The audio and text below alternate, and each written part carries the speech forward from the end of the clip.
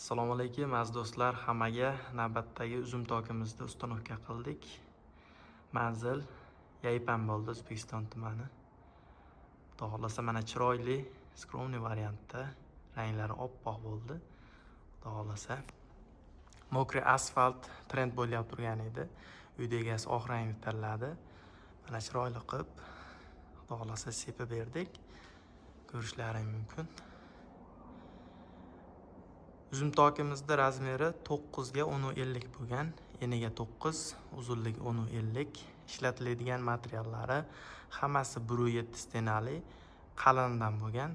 Kelishuv asosida material tanlandi.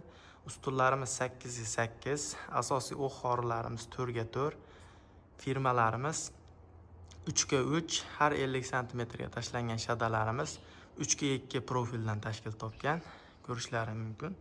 Hamma temirlar bir-biriga uyg'unlashib, chiroyli variantda chiqdi. Kelajakda Alloh nasib qilsa buni naves qilib beramiz. Hozir ozgina moliyaviy tarafdan pulni tejashdi. Inshaalloh kelajakda chiroyli qilib naves qilib beramiz buni. Shunga moslab ketdik.